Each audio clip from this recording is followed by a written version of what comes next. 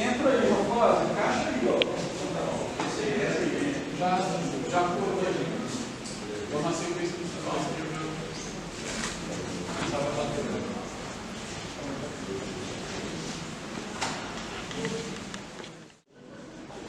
Bom, primeiramente é uma satisfação muito grande tê-los aqui conosco na nossa sede da Associação dos Expedicionários Campineiros. Muitos de vocês estão aqui pela primeira vez. Vou falar um pouquinho sobre a nossa sede.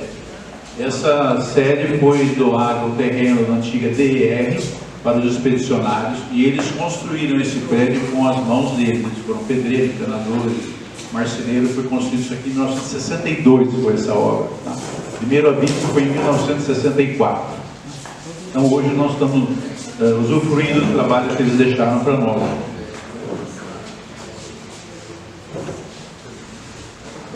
Eu quero inicialmente agradecer a presença do Coronel Cláudio Passos Calaza, que vai ser um dos nossos palestrantes, do Tenente Vinícius Carlos da Silva, do segundo Tenente Pedro Ernesto Miranda Rampazzo.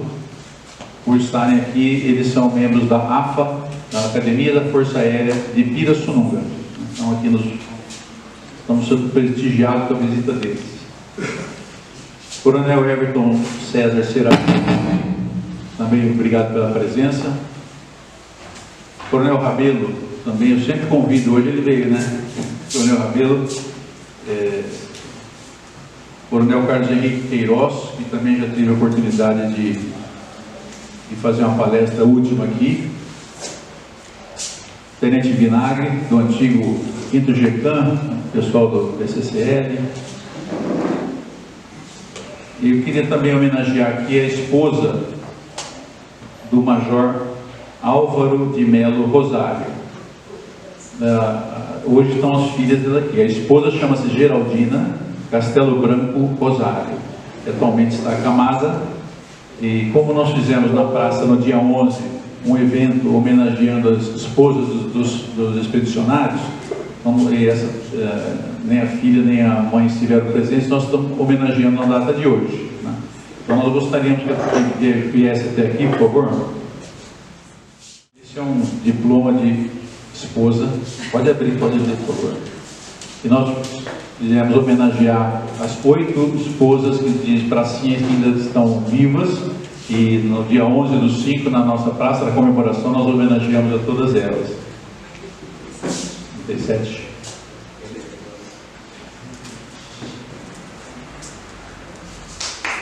Celebramos a sua importância na vida do nosso herói Rafael e apresentamos nossos sinceros cumprimentos pelo Dia das Mães. Manifestamos também o nosso reconhecimento pela sua nossa colaboração durante todos esses 10 anos a esta associação, preservando a história e a memória daqueles que lutaram pela paz, liberdade e democracia. Aqui, Geraldina Castelo Branco Rosário, viúva do ex-combatente da febre, Major Álvaro de Melo Rosário. Muito obrigada.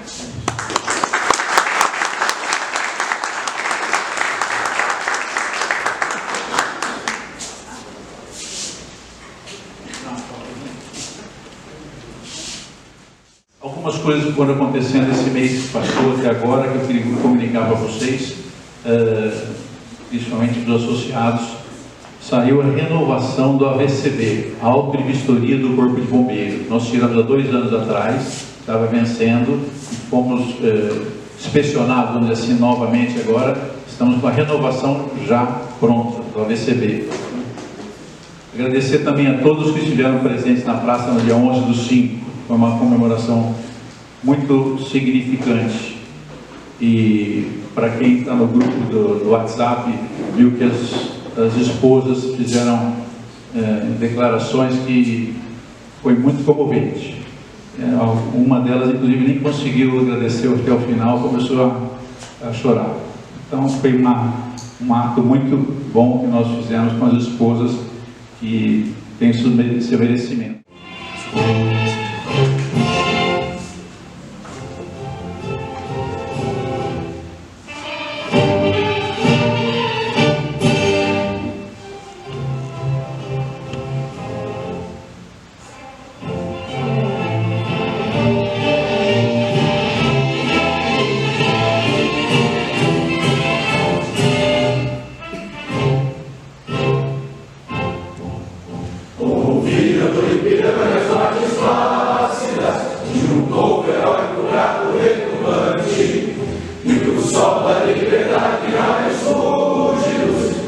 criou o céu da pátria nesse instante.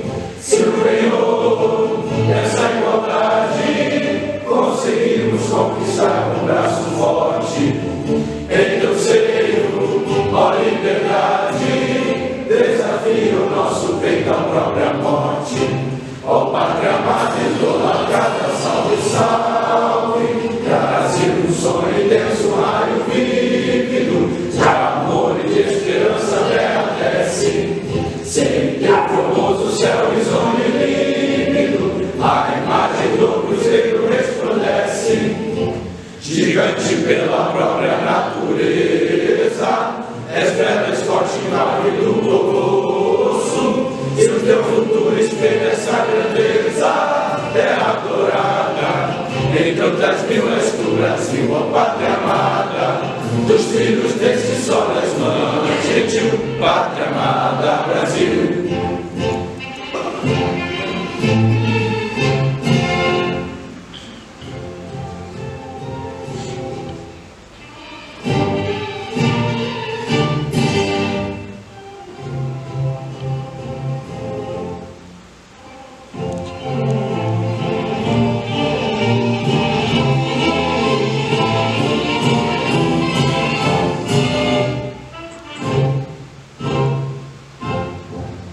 Deitado eternamente resplêndido, ao som do mar e à luz do céu profundo, fulguras ao Brasil, florão da América, iluminado ao sol do novo mundo, do que a terra, mais da vida, seus risonhos ricos campos têm mais flores, nossos bosques têm mais vida, nossa vida no teu seio mais amores. Ó pátria amada, idolatrada, salve, salve, Brasil de amor eterno seja símbolo, olá para o que ostentas estrelado, e de verde louro dessa flâmula, paz no futuro e glória no passado.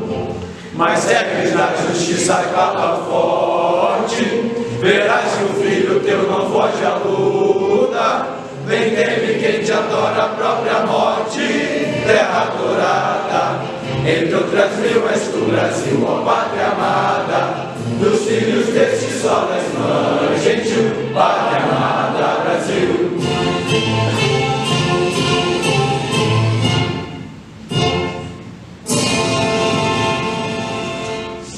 Agora eu vou cantar a canção do expedicionário.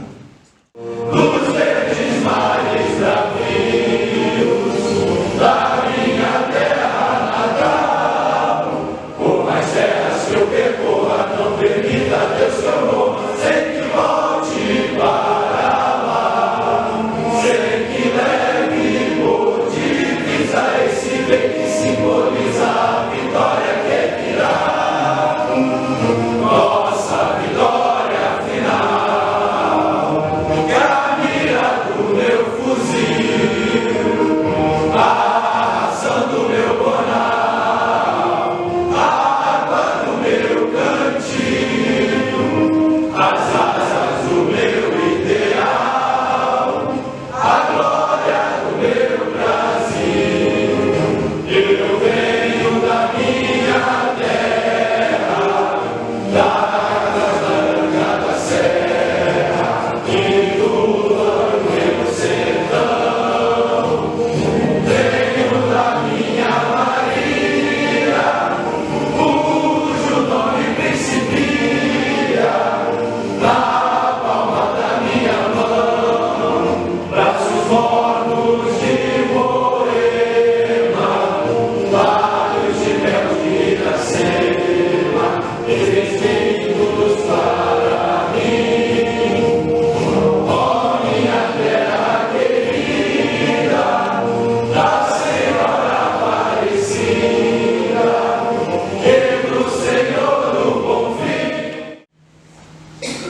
Para o pessoal que vem da SpaceX, é um prazer recebê-los aqui. Coronel Everton, Coronel Queiroz, uma pequena surpresa para vocês.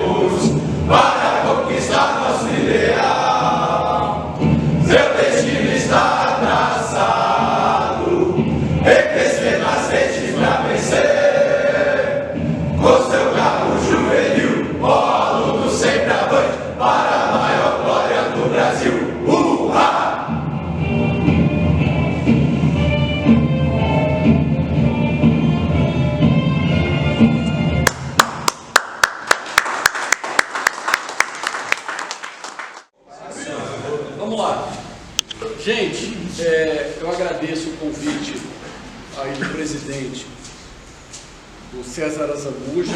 Para a gente é uma honra estar aqui para vocês transmitindo e, sobretudo, é uma emoção muito grande vir a Campinas e saber que instituições como essa persistem, tá, para manter viva a memória daqueles que combateram pelo Brasil na Segunda Guerra Mundial. Tá? Vida longa a esta entidade e que netos e bisnetos possam prosseguir. Tá? A gente sabe que isso é um grande apoio, é claro, para esses jovens que estão ingressando na carreira militar aqui na SpaceX. Pois bem, eu sou o coronel Cláudio Passos Calaza. Como vocês viram, eu não sou aviador, eu não sou infantaria da aeronáutica, nem intendente, eu sou um oficial dentista. Tá? E desde o tempo de autodidata eu gosto de história militar, fui para a reserva, já no final da minha carreira eu já estava me dedicando à história militar na AFA. Depois eu fui para a reserva e hoje eu estou na condição de instrutor, professor de história militar da AFA. E eu trago aqui dois oficiais do corpo de instrutores da AFA, o tenente Rampazzo e o tenente Vinícius Silva. Então nós aqui, nós três, ministramos as disciplinas de História Militar Mundial e História Militar do Brasil, que está ocorrendo hoje no segundo ano dos 3 cursos da AFA. Então hoje na AFA nós temos 685 cadetes em 3 cursos. Curso de formação de oficiais aviadores, que é a maioria, curso de formação de oficiais intendentes, FOINT, e o curso de formação de oficiais de infantaria da aeronáutica. Tá bom? Em nome do comando da AFA, a gente novamente agradece o nosso comandante, o Brigadeiro Esquiavo, tá? Recebeu o ofício do César e falou, não, vocês têm que ir lá. E a gente se coloca à disposição aqui para estar sempre aqui trazendo temas, tá? Temas relacionados à Segunda Guerra Mundial ou não, ou outros conflitos, a gente está disponível para que vocês possam conhecer. Nós estamos aqui a 100 quilômetros. Pirassununga, só subir em Anguera, 100 quilômetros para cima. Ok, gente, vamos lá. A nossa proposta hoje é falar um pouquinho sobre a participação da Força Aérea Brasileira na Segunda Guerra Mundial. Pouca gente conhece, né, o que aconteceu, que situação foi essa, como a Força Aérea, né, ingressou e qual foi a sua participação. A gente cumpre o que as pedagogas mandam. E lá na AFA, as pedagogas dizem o seguinte: toda aula tem que começar com um objetivo.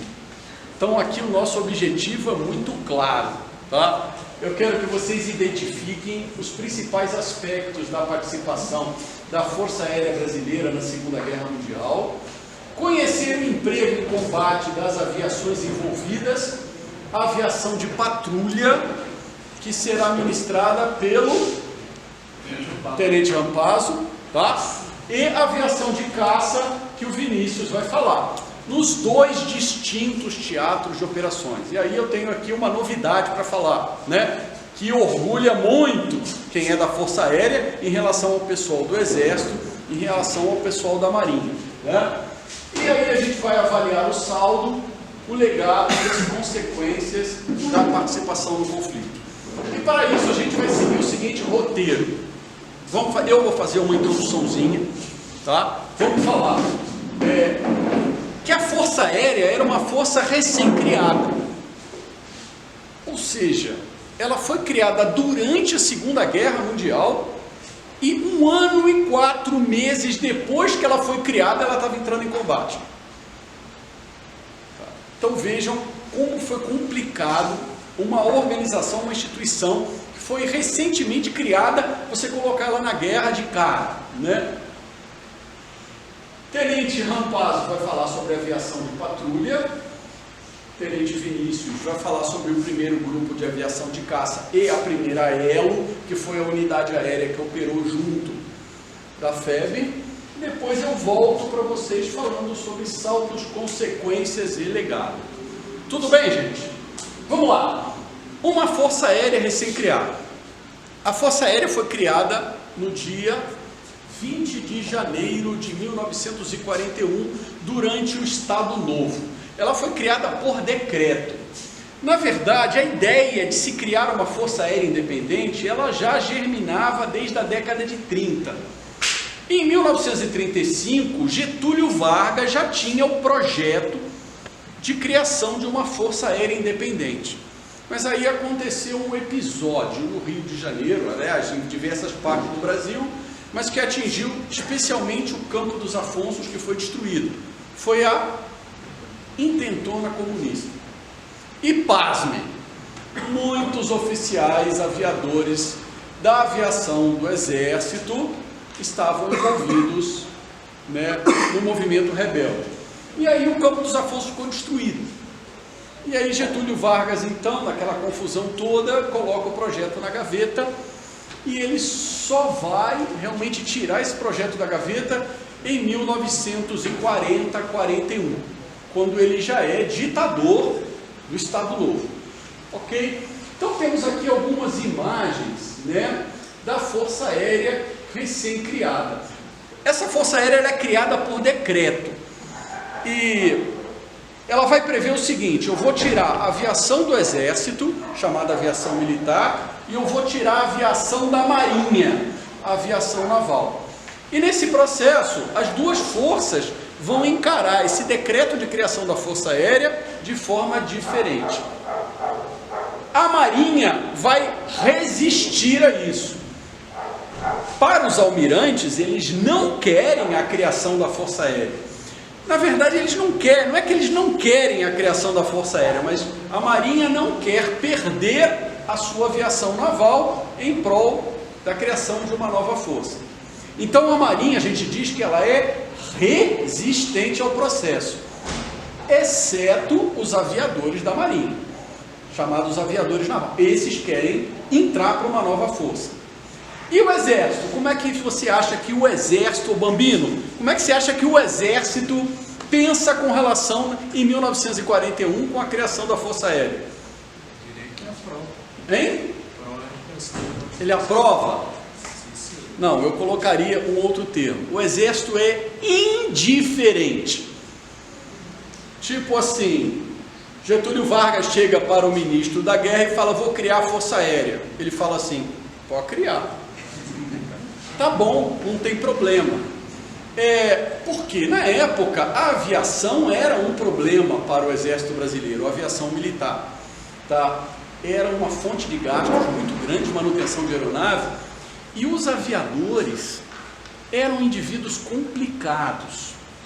Eles eram indivíduos que viviam se envolvendo em política, e eles eram indisciplinados, pouco enquadrados hierarquicamente. Então esse era o perfil do aviador da época. Então para o Exército foi uma coisa assim mais ou menos indiferente. Então a gente vê aqui algumas imagens da entrega das instalações da aviação militar do Exército para o novo ministro Salgado Filho, um civil. E a gente vai entender por que o primeiro ministro da Aeronáutica, que já é um ministério militar, o primeiro ocupante da pasta é um político civil, na verdade um jurista. E a gente vai ver fotos desse processo de transferência, de entrega das instalações, somente no Exército. A Marinha nem quis mandar o fotógrafo para registrar, porque ela não queria entregar. Tá? Entregou na marra, por força de decreto. Já o Exército, a gente já vê aqui uma certa boa vontade, Vamos entregar o material aeronáutico, os aviadores, todo o pessoal que quiser ir para a nova força. Então, gente, é esse o contexto que a gente está vendo em 1941, recém-criada a Força Aérea, e é um problema para Salgado Filho, porque ele é um político civil. Por que Getúlio Vargas escolheu justamente um civil para chefiar uma nova força? Quem pode me dizer? Hein? Justamente, existia um grande conflito institucional. Existia a cultura do marinheiro e a cultura do cara do Exército. Interessante, a Marinha ela era a mais antiga na hierarquia, a Marinha já tinha um almirante aviador. E o Exército ainda, os seus aviadores estavam ainda no nível de coronel. Então, se Getúlio Vargas tivesse que escolher o novo comandante da força, ia entregar para o almirante. Tá? Só que os aviadores navais, eles eram minoria, eles eram mais antigos, mas eles tinham menos experiência de voo. Ou seja, um primeiro-tenente da aviação do Exército tinha o dobro de horas de voo de um capitão de fragata aviador da Marinha. Tá? Então o cara se achava, e o outro, mas o outro era mais antigo. Então Getúlio Vargas, um bagre ensaboado, um político muito experiente, falou: olha, eu não vou entregar esse novo ministério nem para o marinheiro, nem para um cara do Exército. Eu vou entregar ele para um civil. E aí, gente, olha a situação. Você tem uma nova força, você tem um componente vindo da aviação do Exército, com sua cultura, você tem o pessoal da Marinha, e ainda no decreto, o Ministério da Aeronáutica teve que absorver um setor civil, oriundo do Ministério da Aviação e Obras Públicas, Departamento de Aeronáutica Civil. Eram funcionários civis que cuidavam dos aeroportos e da infraestrutura aeroportuária. Então vejam o choque de culturas. E eles se estranhavam. Por exemplo, o pessoal do Exército recebeu o apelido do pessoal da Marinha de canelas pretas. Esses são canelas pretas. Você não poderia deixar de utilizar a nomenclatura correta. Você encontrava com um cara da recém-criada Força Aérea, você veio da onde? Eu não vim, eu sou oriundo da Marinha. Era a mesma coisa, você chegava para o cara do Exército: você é oriundo do Exército? Não, eu sou preveniente. E era uma ofensa. E para os civis você tinha que empregar o termo transferido, que ele era transferido. Então eles se estranhavam de todo jeito. Então assim começou a Força Aérea Brasileira, uma diversidade de culturas institucionais, e a gente vai ver um grande volume de aeronaves ultrapassadas. A gente vai ver uma fala do ministro Salgado Filho quando ele pega o primeiro relatório. Está aqui a Força Aérea que o senhor vai cuidar, né? Defasagem doutrinária de emprego. Era uma força aérea que a sua experiência da aviação militar e da aviação naval se baseava num tal de correio aéreo. Era o correio aéreo militar e o correio aéreo naval. E eles eram treinados, e nem tanto treinados, as experiências anteriores de 32 eram no combate a revoluções internas. Ou seja, não se tinha uma mentalidade de enfrentar um inimigo externo, como vai acontecer na Segunda Guerra Mundial. Então vamos lá, Salgado Filho, quando ele recebe o inventário, ele descobre que a sua nova força tem 430 aeronaves, 99 eram oriundas da Marinha, né? E 331 eram provenientes, porque senão um levantava e falava que estava ofendendo a aeronave que vinha do Exército. Mas ele descobre que somente 30 dessas 430 eram aeronaves que tinham condição de voo, diante assim de um contexto de guerra atual, tá? E aí ele fala: nossa gente, meus desafios são enormes, eu tenho tudo o que fazer e tudo o que organizar, e eu tenho que consertar esse conflito institucional para a coisa começar a funcionar. Então a gente fala muito: poxa, Salgado Filho, gente, ele teve uma missão, olha, árdua, e ele conseguiu fazer acontecer a Força Aérea Brasileira e ir para a guerra, tá? Um ministro, um político civil. Gente, vamos lá, vamos já entrando na aviação de patrulha. Por que o Brasil declara guerra aos países do eixo? Qual é a motivação maior? É a mesma coisa que aconteceu na Primeira Guerra Mundial. O Brasil foi agredido em sua marinha mercante por torpedeamentos de submarinos. Na Primeira Guerra Mundial foi igualzinho, tá? Só que eram navios mercantes nas águas da Europa, do entorno da Europa. Porque na Primeira Guerra Mundial o submarino alemão não tinha autonomia para atravessar o oceano e chegar aqui no nosso litoral. Na Segunda Guerra Mundial, a tecnologia de submarino já permite isso. Então, em fevereiro de 1942, os países do eixo começam a perceber que o Brasil está sendo simpático aos Estados Unidos, aos interesses americanos e dos países aliados. Então, já em fevereiro de 1942, começa o torpedeamento de navios mercantes brasileiros. Aonde? Na costa dos Estados Unidos e do Mar do Caribe. São submarinos alemães, mas eles ainda não ingressaram no Atlântico Sul. Mas a coisa muda um mês depois, quando começam a aparecer aqui os primeiros submarinos do eixo. Não são alemães. Esses submarinos são italianos, tá? Então é o Cabedelo e o Barbarigo. O primeiro deles a fazer danos na nossa navegação comercial é o Barbarigo. E ele é comandado pelo capitão de corveta Enzo Grossi. Nascido aonde? São Paulo. Filho de imigrante. Tá? Então, olha só. O Carcamano Lazarento nasceu em São Paulo, de família de imigrante italiano.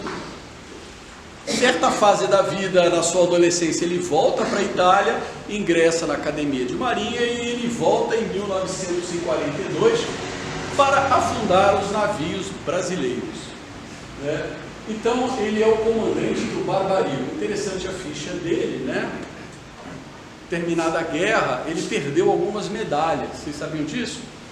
Porque ele notificou afundamentos que não aconteceram. Tá? E ele foi rebaixado, inclusive, de posto, depois de terminada a guerra, por mentir relatórios de afundamento. Bom, vamos lá. E aí temos aqui a Força Aérea Brasileira, recém-criada, 1 ano e 4 meses depois, ela está inaugurando as ações de guerra. Ela está tendo a primazia da ação bélica brasileira na Segunda Guerra Mundial. O que eu quero dizer? Exército ainda não deu tiro, Marinha ainda não deu tiro contra o inimigo, e a Força Aérea já está dando. E a data é 22 de maio de 1942. Tem alguma coisa errada aí? Eu quero dizer o seguinte: o Brasil só declara guerra à Alemanha e à Itália em agosto. Ou seja, antes do Brasil declarar guerra, a FAB já está dando tiro, né? Está jogando bomba em cima de submarino do eixo. Tá? Coronel, como é que pode isso? O presidente autorizou? Não. É porque na época a gente tinha gente macho. Um cara chamado Eduardo Gomes, que reuniu os pilotos de patrulha do Nordeste e falou assim: galera, a embarcação é hostil, não mostrou bandeira, está atacando os nossos navios, mete bomba. Depois eu respondo isso ao presidente, deixa comigo. Tá? Então eram indivíduos, né, que tinham, né, Bom, foi esse episódio aqui, o Tenente Rampazzo vai contar mais a miúde. Tá? E somente no dia 22 de agosto de 42 é que o governo Getúlio Vargas anuncia o estado de beligerância com a Alemanha nazista e a Itália fascista. Interessante, tá? A declaração de agosto foi só contra a Alemanha e a Itália. E o Brasil declara guerra ao Japão? Hein?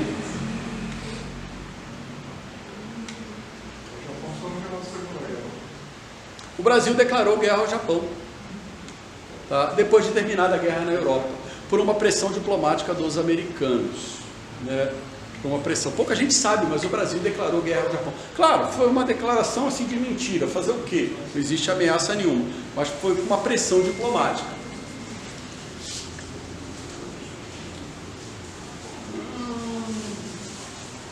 Gente, o que eu quero dizer é o seguinte, um aspecto aqui que orgulha aqueles que participam, que são da Força Aérea Brasileira.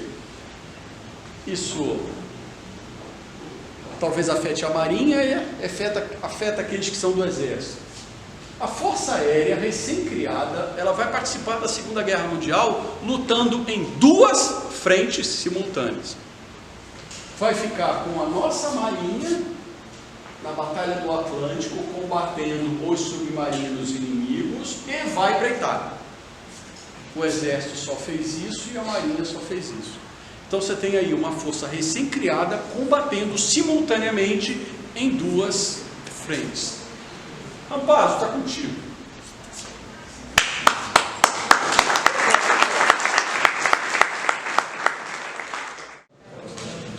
Como o coronel já mencionou, eu vou falar um pouco sobre a aviação de patrulha na Segunda Guerra. Um destaque aqui na patrulha e o que me guia na apresentação são trechos do hino da aviação de patrulha e sempre vai estar presente o símbolo da aviação de patrulha, esse é o canto direito aqui. E para a gente entender a importância da patrulha na Segunda Guerra. O batismo de fogo, como o coronel mencionou, foi feito pela aviação de patrulha, não só da FAB, do Brasil. São 15 mil missões de patrulha no período como um todo. O patrono da aviação de patrulha veio desse período, veio desse momento e participou da campanha do Atlântico, assim como 32 dos 49 marechais da FAB. Essa discussão sobre o marechal da FAB fica para um outro momento, mas 32 dos 49 têm seu histórico, tem como um dos motivos para ser promovido a marechal a participação na campanha do Atlântico. Então é um envolvimento muito grande da FAB com a defesa do litoral.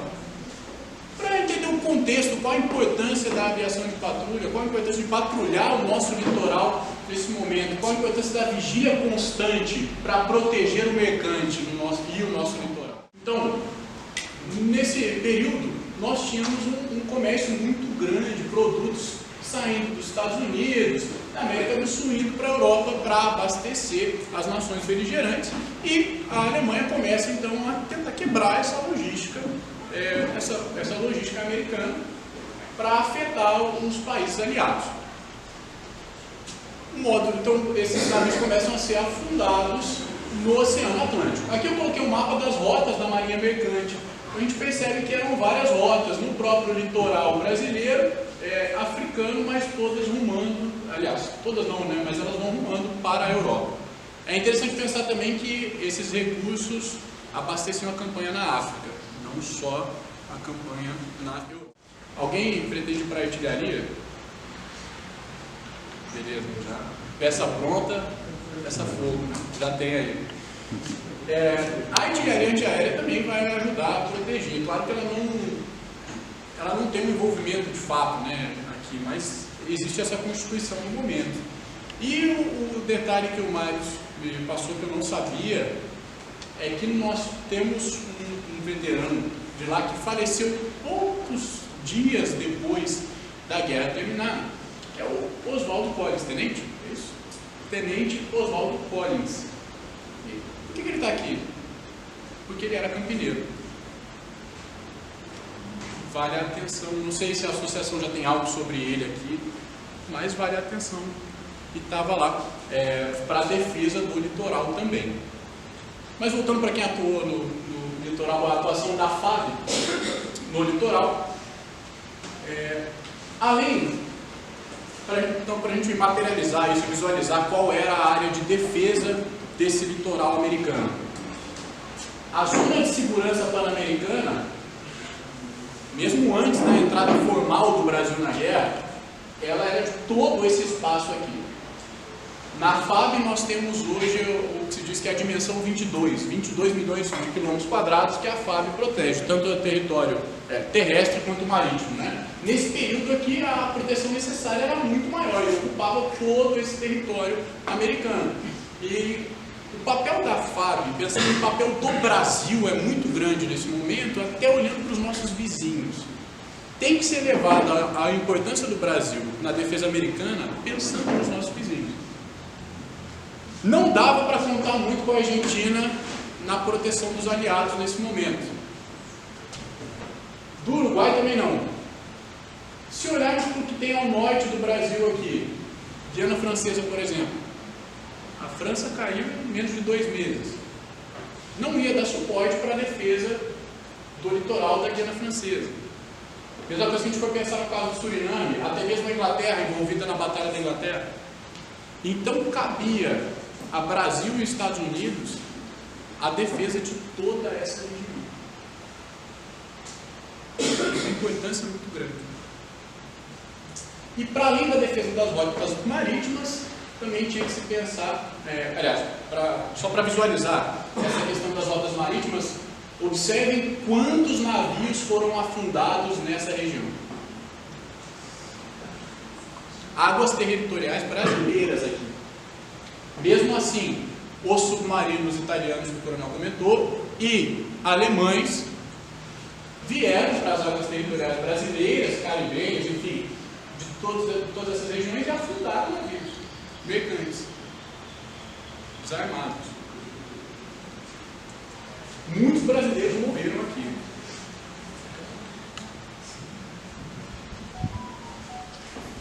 E agora sim a questão das rotas aéreas que eu falei. Então, além da importância do nosso litoral para a defesa da marinha mercante, também o nosso litoral era estratégico como um trampolim para a campanha na África e na Europa. Então, quais eram as principais rotas aéreas nesse período?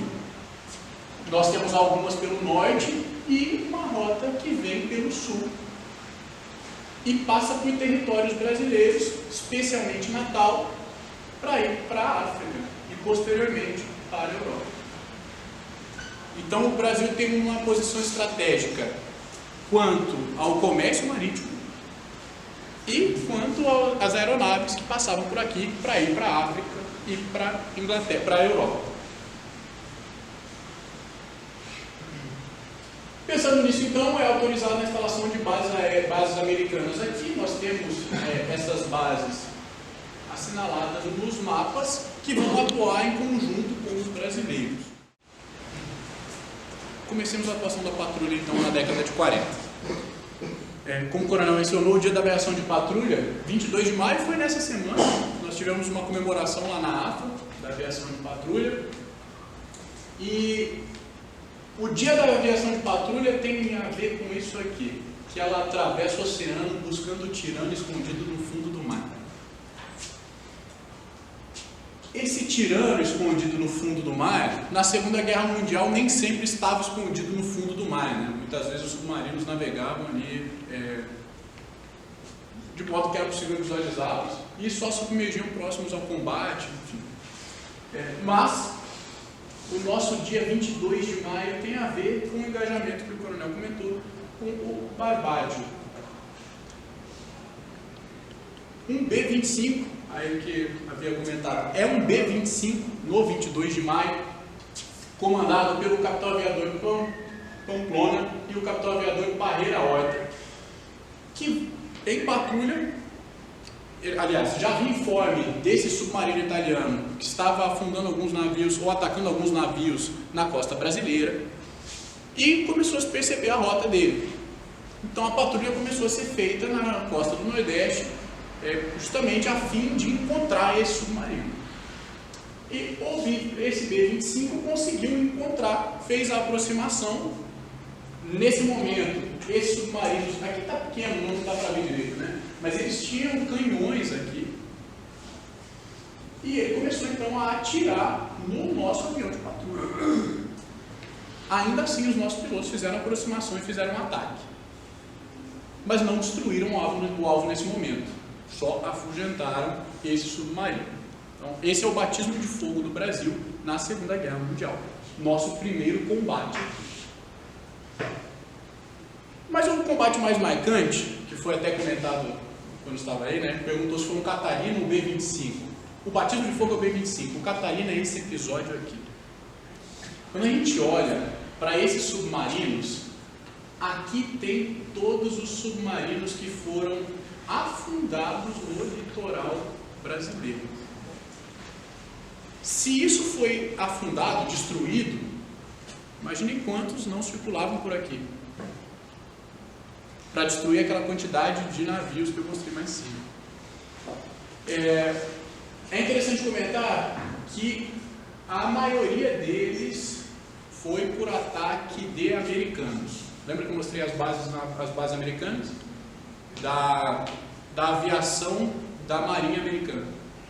Então, eles atuavam e grande parte foi a própria Marinha Americana que conseguiu aqui destruir esses submarinos.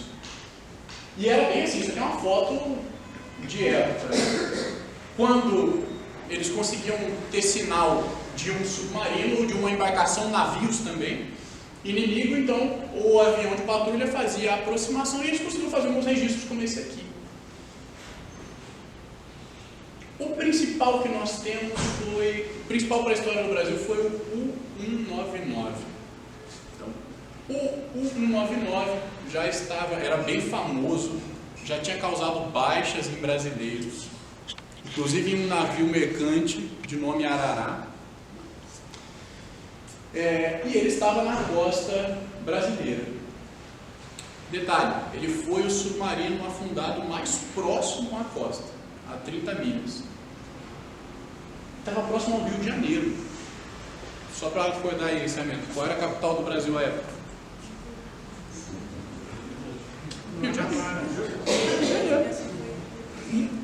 Rio de Janeiro. Então nós tínhamos um submarino muito próximo à nossa capital. E ele é avistado por um PBM-3 Mariner. Dá para ver aqui, né? Pelo símbolo que era americano. Então ele foi avistado. Há o reporte para os aviões brasileiros. Mas, então ele vai fazer uma aproximação. Perceba, isso aqui é um hidroavião, né? Usava-se muito hidroavião para patrulha. Então ele faz a aproximação. Esse U-199, ele era da série dos U-Boats. Os U-Boats fizeram muitos estragos na Segunda Guerra Mundial. Eles tinham canhões feitos para justamente atacar esses aviões de patrulha. Então, para tentar evitar esses canhões, os aviões de patrulha faziam uma aproximação nesse sentido, nessa trajetória, e soltavam as suas cargas nas laterais do submarino. Para evitar a metralhadora, ao se aproximar por aqui, ele evita essa metralhadora, né? E para fazer os cascos chacoalharem bastante e danificar. Então, se não acertasse, poderia ali causar outros tipos de dano, se não pegasse diretamente no casco ali. Então, é feita essa aproximação, o U-Boat reage, eles atiram nos americanos, e os americanos não têm condição de continuar depois porque acabam as bombas. Passa uma aeronave brasileira de patrulha, que é acionada para ir até lá, ela faz uma aproximação, mas também não tem sucesso, não consegue grandes avarias no submarino nesse ataque, até que é acionado o Catalina, agora sim o Catalina PY-5. Aqui nós temos uma imagem, não é desse episódio, mas uma imagem dos Catalinas no Rio de Janeiro. Era uma imagem comum à época, os Catalinas sobrevoando o Rio de Janeiro, aqui os hidroaviões. Bom, e este Catalina, ele vai seguir firme o seu destino na busca implacável pelo submarino. Ele vai então até onde foi sinalizado que estava o 199 e faz uma primeira aproximação. Obviamente é atacado de volta. Mas o piloto conseguiu acertar. Já no primeiro bombardeiro ele acerta 2 bombas no submarino.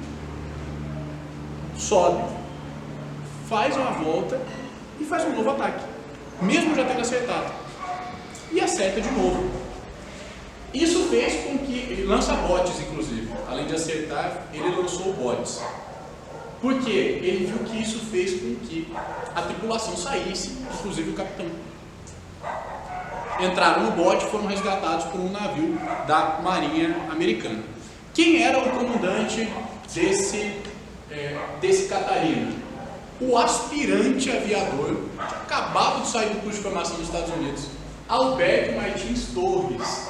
Então ele era um aspirante convocado, era aviador temporário, que cumpriu 64 missões pela patrulha e recebeu, ele é o único reconhecido pela, por mais que tinha mais gente com ele foi o único reconhecido pelo ataque, ele recebe até uma condecoração dos Estados Unidos, além de receber uma do Brasil da campanha do Atlântico. Alberto Martins Torres, que vai aparecer depois também, em outros episódios da FAB. Você vai comentar aqui? Vai, Vinícius. Vou atravessar aqui então. O Vinícius vai falar sobre o grupo de aviação de caça depois. E, diferentemente dos americanos que cumpriam 30 missões na Itália e voltavam para os Estados Unidos, isso no fim da guerra, porque antes eram 20 missões e eles já voltavam para casa. 20 missões de guerra já é muita coisa, né? Parece pouco.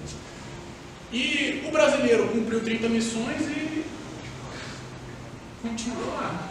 E 40, e 50. E o piloto que mais cumpriu missões fez 100 missões. Quem foi ele? Alberto Martins Torres. Então ele tem uma atuação destacada na patrulha e é quem mais faz missões de guerra pela caça na Itália. Enfim, continuando na patrulha aqui, só para encerrar o meu momento, eu vou deixar duas indicações. É um vídeo que vai narrar, colocar algumas outras imagens. Um vídeo do Júlio César lá do Sala de Guerra. Todo mundo conhece, ou quase todo mundo conhece o canal Sala de Guerra. E é um vídeo para conhecer um pouquinho mais sobre a aviação de patrulha, o que a aviação de patrulha faz, o que ela já fez, quais são as aeronaves empregadas. Depois a gente pode até disponibilizar esses slides aqui, para quem quiser pegar o conteúdo e as indicações. Para uma citação final, tem um voluntário para ler para mim? Beleza. Sua Excelência, senhor Getúlio Vargas, presidente da República dos Estados Unidos do Brasil, Rio, recebi com maior satisfação a notícia dos bem-sucedidos ataques às submarinos inimigos levados a efeito ao largo das costas do Brasil. O valor e a perícia dos elementos da Força Aérea Brasileira que tomaram parte nessa operação estão acima de qualquer elogio.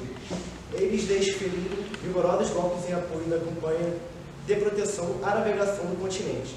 Por intermédio de Vossa Excelência, transmito-lhes as minhas calorosas felicitações e os meus votos de felicidade. Frank D. Roosevelt. Assina o presidente dos Estados Unidos. Destaques então do que foi lido. Bem-sucedidos ataques a submarinos no plural, para que não lembremos só o caso do Torres. São vários ataques a submarinos. E por mais que não seja destruído um submarino, o fato de incomodar, de afetar aquela embarcação, ela não poder submergir mais e ter que sair do nosso litoral, já cumpre grande parte da missão. Então, não nos esquecemos disso. E é interessante aqui que ele resume, né? Eles desferiram vigorosos golpes em apoio da campanha de proteção à navegação do continente. Então, a campanha do Atlântico Sul, proteger a navegação, para que os recursos continuassem transitando por aqui, tanto para a África e para a Europa, quanto para a América.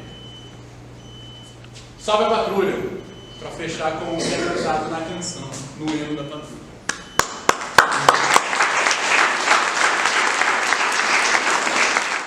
Eu que acabei de ser promovido a tenente, até mais ou menos um mês atrás era aspirante, e ainda estou iniciando na carreira militar e na própria história militar. E aí o que eu queria compartilhar com vocês, na verdade, eu queria, geralmente quando a gente fala da aviação de caça, a gente fala dos combates, etc. Mas eu queria mudar um pouquinho desse viés, eu queria só que vocês tivessem sempre em mente algumas coisas que já foram faladas aqui, e que são o norte da apresentação que eu montei, que é a data de criação da FAB, que é 1941. A gente está aqui no calor do momento, tá? A Força Aérea foi criada no calor do momento, é a mais recente das forças e, de repente, ela é chamada a cumprir a sua missão simplesmente lutando contra as forças do eixo, simplesmente lutando contra a poderosa máquina de Adolf Hitler e da Itália e de todo aquele contexto onde hoje, a gente olhando à luz da história, a gente olhando da nossa época, nós sabemos o que aconteceu, mas nesse momento não. Nesse momento era tudo ou nada. inclusive para a FAB. É muito importante essa participação. Tá? Eu fiz vários slides e eu tenho uma predileção pelo texto, eu gosto muito do texto, quando eu faço, eu gosto mais da imagem. Esse conteúdo que você acha bem fácil na internet, hoje existem vários sites e várias pessoas em prol da divulgação desses conteúdos, digitalizando documentos, etc. Isso é muito importante. Aqui eu usei bastante um site chamado Jambock, que até tem o Vicente Vasquez, ele também é um pesquisador que está incentivando, dando palestras por aí. Então são vários esses conteúdos que a gente consegue achar fácil na internet, isso é super importante, e que vão ajudar a gente a trabalhar um pouquinho sobre essas questões. Tá? Aqui a gente já falou bastante sobre... Deixa eu só me acostumar aqui. A gente comentou sobre a criação, né, do Ministério da Aeronáutica em 1941, e também aqui já foi abordado, muito bem abordado pelos meus companheiros ali, da questão do rompimento com as forças do eixo. Só um pequeno detalhe, não sei se todo mundo lembra, mas o Vargas até então estava ali meio dúbio, né? Tentava conseguir coisas com a Alemanha nazista, tentava conseguir alguns benefícios nos Estados Unidos, ele faz um jogo duplo, consegue bastante dinheiro, o Vargas é um ensaboado político, a gente tem que ter isso em mente, mas aqui já no 42 ele realmente rompe, e aí a gente começa a entrar mesmo na guerra. E vai ser importante por várias coisas, para a gente realmente entrar junto com os aliados e tomar o lado certo e vencer essa batalha que estava em jogo simplesmente o futuro do mundo, né? E para a Força Aérea vai ser super importante porque vai ser um grande aprendizado. Por ser muito recente, ali seria um momento da gente lidar com as deficiências que vão surgir justamente por ser uma força nova, mas também aprender muito e crescer muito, estando aliada aos Estados Unidos, à tecnologia, aos ensinamentos que a gente conseguiu tirar deles, poderia prover, e também dos combates em si, da prática, de lutar contra uma força poderosíssima como a Alemanha dessa área. Tá? Aqui só é interessante a gente comentar que dois militares, que é o major aviador à época, né, o Vanderlei e o Canabari Lucas, eles participaram de operações, acompanharam operações no Mediterrâneo. No finalzinho de 43, eles estão fazendo a preparação para a formação do grupo de caça. Então eles começam a fazer toda aquela parte que vai ser um preparo mais ligado à logística e ligado a estreitar os laços com os Estados Unidos, que vai ser super importante, porque até então a gente, além de ser novo, tinha um modus operandi próprio e vai ter que assumir para lutar a Segunda Guerra o modus operandi dos Estados Unidos. Tá?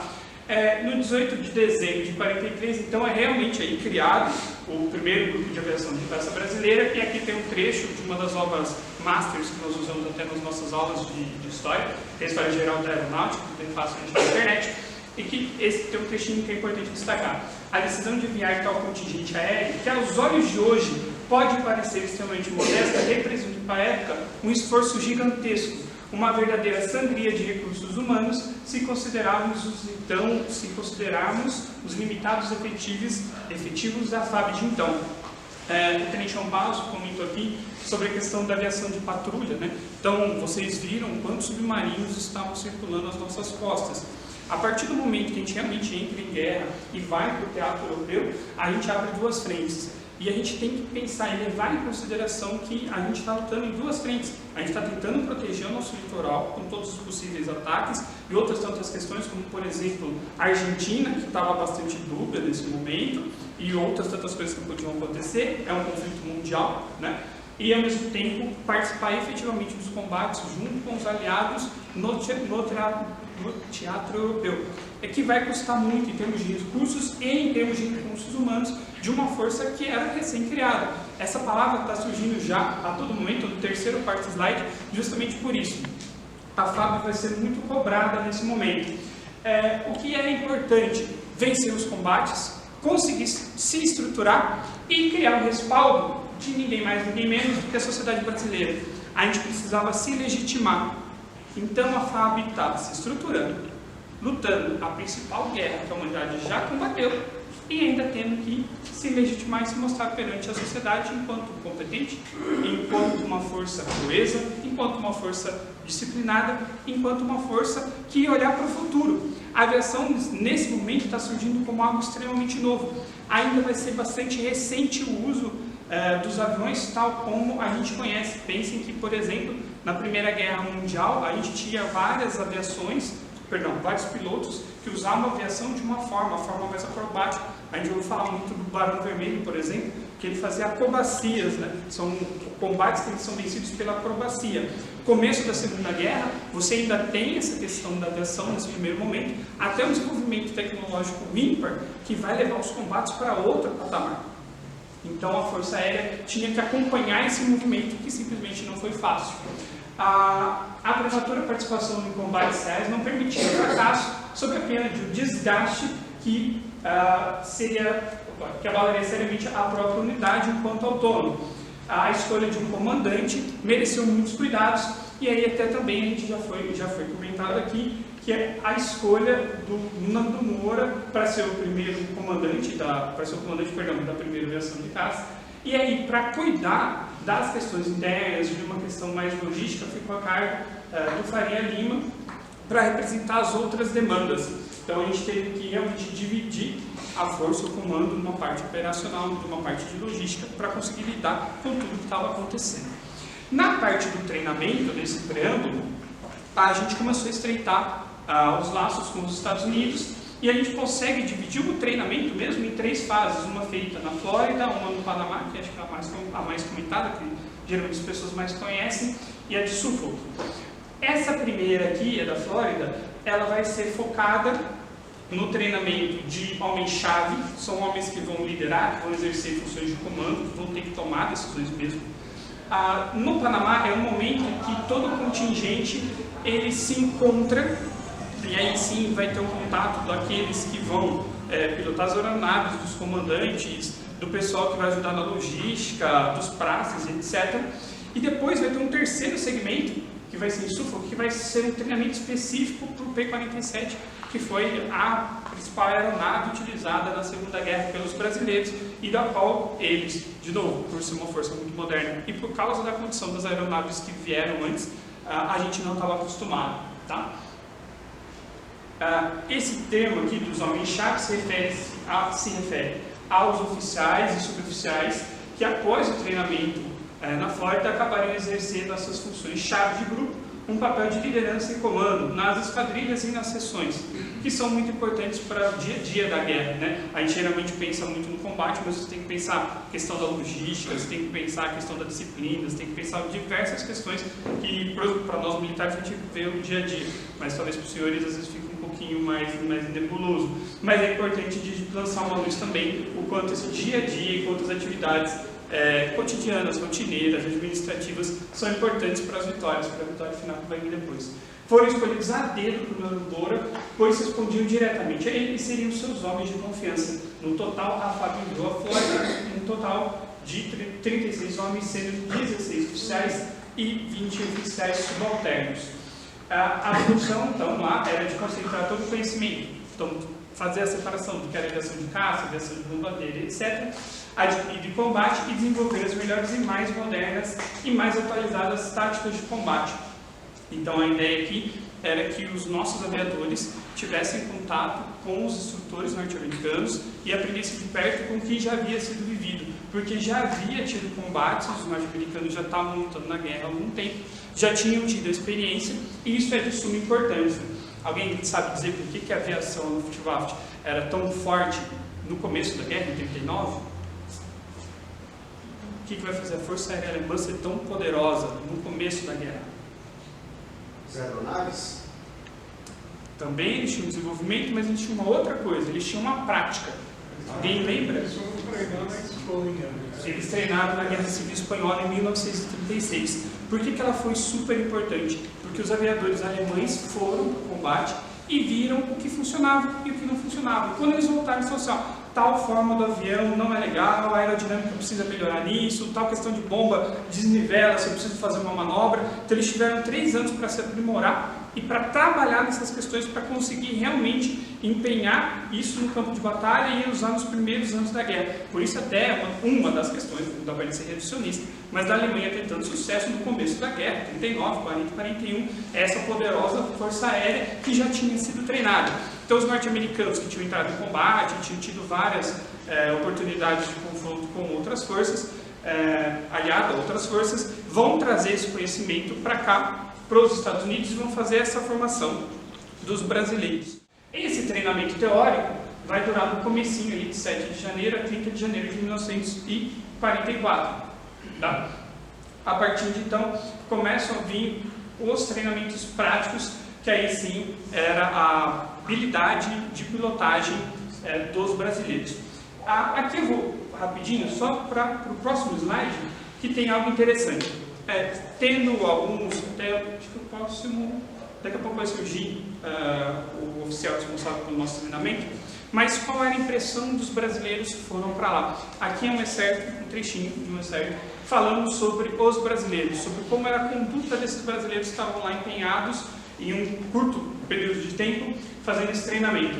O grupo, de forma geral, possui uma proficiência suficiente para assumir as suas funções e treinar os demais membros, mas recomenda seu acompanhamento de instrutores e intérpretes americanos para observar e corrigir erros de imediato. Seus homens são extremamente receptivos aos ensinamentos e aos conselhos e aprendem rapidamente. São fortemente empenhados e cooperativos e não temem o trabalho duro.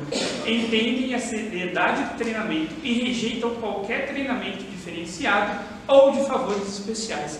O único apontamento a ser levado em consideração é a questão da língua. A questão da língua é a única coisa que os comandantes americanos poderia ser um empecilho na hora do combate. Ou seja, os brasileiros são empenhados, eles são motivados, eles não fazem corpo mole. A única coisa que a gente tem que se atentar um pouco é a questão da língua, porque existia uma certa dificuldade. A gente volta a isso na questão do emblema, porque é interessante, é um traço de brasilidade que vai surgir no famoso avestruz da Seitapua, que é esse daqui, né? Mas deixa eu comentar mais para frente. Aqui ele coloca, né, recomenda-se que os controladores de interpretação brasileiros sejam treinados e designados para esquadrão. Os brasileiros não falam muito bem o inglês o suficiente para operar satisfatoriamente os controles americanos.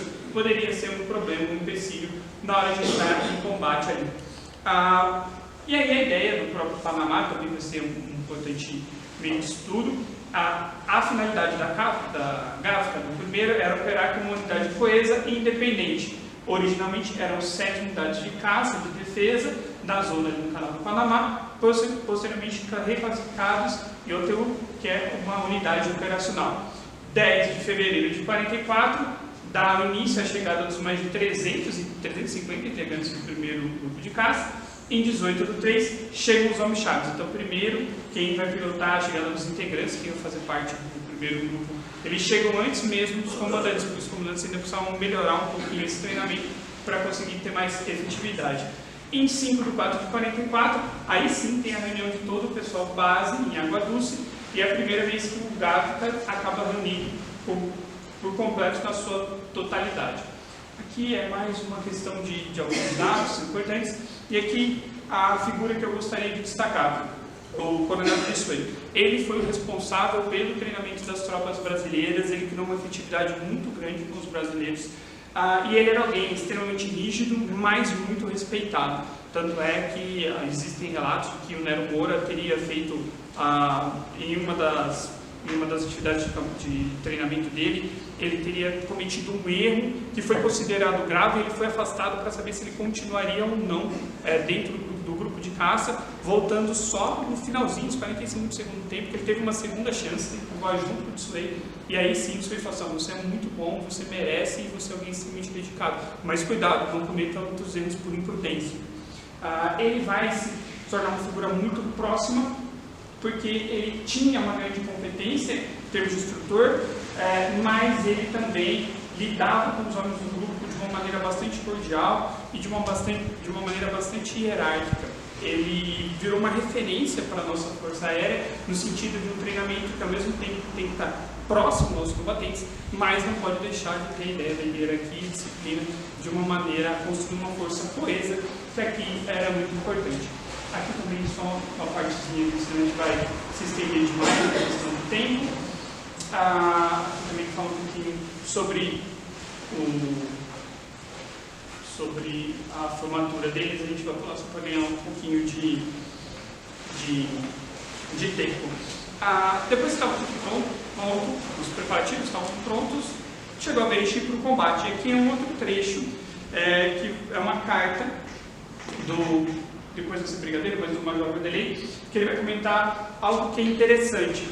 No dia 30 de setembro, foi resolvido no quartel-general da North Allied Air Force que o porto de desembarque do grupo de caça brasileiro seria em Livorno e não mais em Nápoles, a fim de economizar transportes. 5 dias antes das tropas brasileiras chegarem ao teatro de operações europeus, quando já estava tudo pronto para o recebimento, etc., as tropas que já estavam lá, o Major Vanderlei recebe um despacho e fala assim, não vai ser mais em Livorno, a gente vai mudar a chegada das tropas brasileiras, elas vão chegar em Nápoles, e aí ele tem que repaginar toda a parte da logística, ele tem que zerar tudo de novo, em 5 dias, fazer os preparativos para receber todo o efetivo da Força Aérea que ia entrar em combate, e isso foi algo que deixou eles de cabelo em pé, mas eles cumpriram a missão e em 5 dias conseguiram receber todo o efetivo de uma maneira extremamente satisfatória. E aí é conhecido também as fotos dos momentos em que a força chega, depois ela chega em Nápoles, vai para Tarquínia, e como havia sido recebido o local onde eles iriam ficar. Nós fomos os últimos a chegar no teatro de operações e chegamos a pegar um campo que já estava estabelecido, que era um antigo campo de paraquedistas italianos e que tinha sofrido com diversas chuvas e que tinha ficado um lamaçal. Toda a parte de logística, em especial da saúde, vai ter que, no primeiro momento, chegando na Europa, já tem que começar a drenar esses campos aqui, para tentar tirar um pouco a água e começar a alojar as tropas brasileiras que estavam indo para lá. O material empilhado era de aproximadamente 4.000 caixotes, onde ficariam os acampamentos. Como a gente foi o último a chegar, a gente pegou todo esse terreno alagado, né? E foi necessário fazer toda uma construção de um sistema que conseguisse comportar essas obras. Até um detalhe interessante é que algumas barracas caíram na primeira chuva forte que deu, porque eles foram montados de maneira invertida, por causa que faltavam instruções ainda, o material vinha dos Estados Unidos, ainda estava tendo uma série de tempestades, o terreno ainda estava bastante lamacento. Fez toda a estrutura, primeiro dia, caiu tudo, tiveram que começar tudo de novo, fazer a reconstrução e conseguir agregar as pessoas do nosso grupo de combatentes.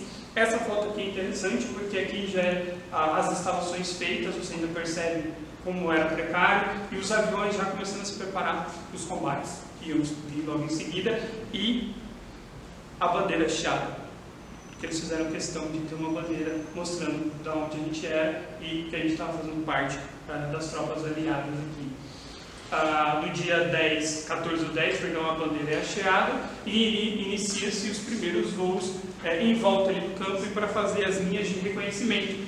E a primeira missão nossa vai vir no dia 31 de outubro, então no dia 14/10, aí está tudo certinho. A partir de 15 dias mais ou menos depois, vai ter a nossa primeira missão, que é feita pelo piloto-major Oswaldo Pamplona, que é do Centro de Operações aqui Centro de Operações, e aqui também tem os detalhes da aeronave. Aqui é um emblema do Singapura, que a gente vai falar daqui a pouco, em breve, e ele está aqui colocado porque esse daqui está no Museu da Aeronáutica, se não me engano, que coloca que esse daqui foi pintado na primeira operação. Tá?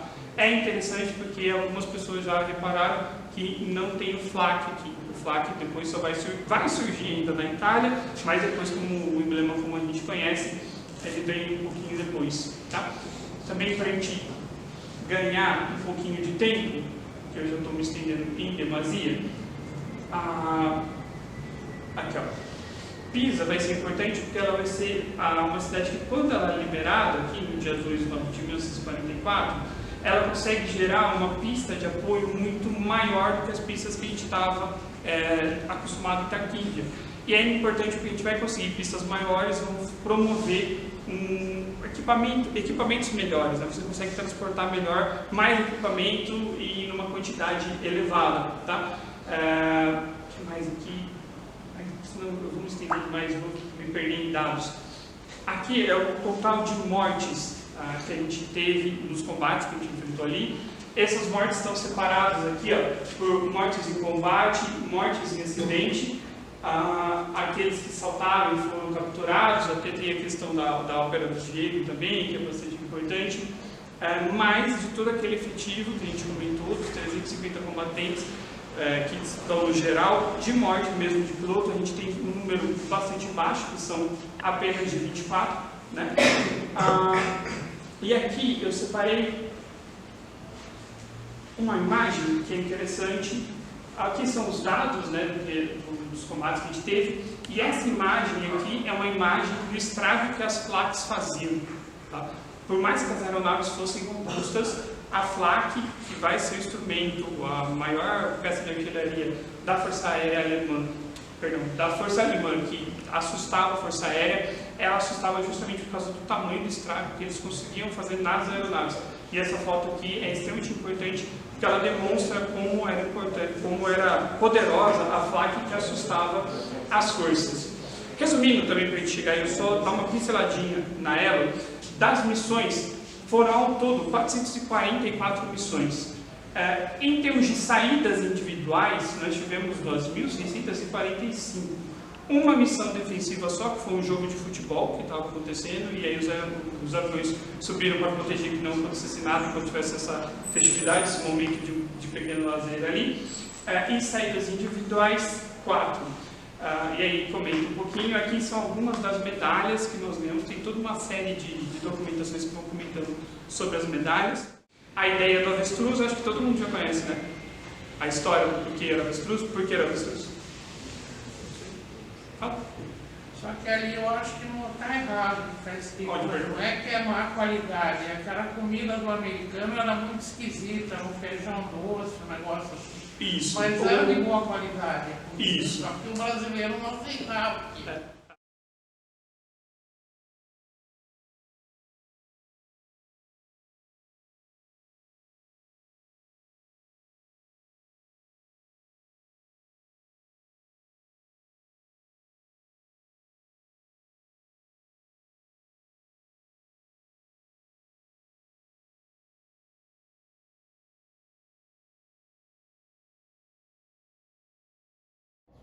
E é a partir da Segunda Guerra Mundial que a FAB vai desenvolver a sua cultura e a sua tradição histórica. A gente vai cultivar os nossos heróis e os nossos feitos.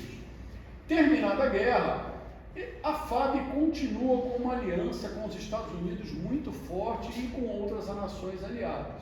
Isso vai resultar numa série de cursos, parcerias, né, recebimento de equipamento no período do pós-guerra.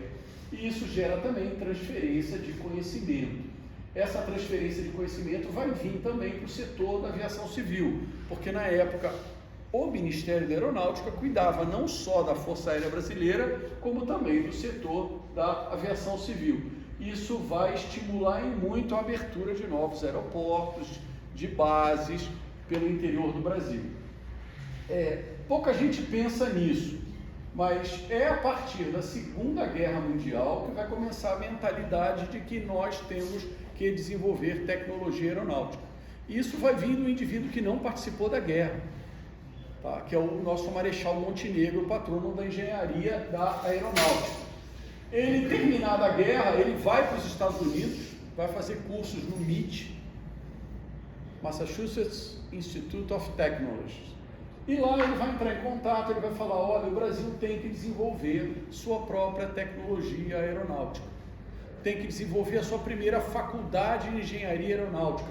E aí é feita a criação do CTA e do ITA em São José dos Campos, que vão se tornar instituições fundamentais para o desenvolvimento do que nós temos hoje, que é a indústria aeroespacial brasileira, e hoje nós temos a Embraer. Isso tudo é resultado da participação do Brasil na Segunda Guerra, da FAB na Segunda Guerra Mundial. E por fim, para encerrar nossa apresentação, fica aí com uma frase: para que se pense o novo, a história tem que estar sempre presente, tá? A gente está aberto aí a qualquer perguntas e questionamentos, tá?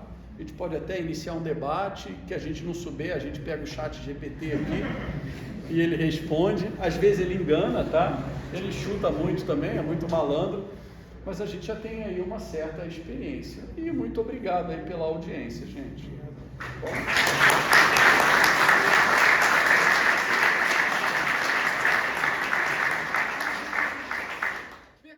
Bom, o Vinícius não falou, foi a grande fase falha aí da palestra do Vinícius, ele falou sobre o P-47 Republic Thunderbolt, tá? Que foi o avião que foi operado pelo primeiro grupo de aviação de caça. Brasileiro não escolheu o avião que ia voar, tá? Quem escolheu foi o americano. Por que foi escolhida essa aeronave? Né? Qual é a outra aeronave que poderia ter sido escolhida? Hein? O P-51 Mustang. Muito bem. Quando se decidiu que o primeiro grupo de aviação de caça fosse para a Itália, e o nome da unidade é aviação de caça. O que é aviação de caça? Combate aéreo, avião contra avião. Os nossos pilotos fizeram isso na Itália?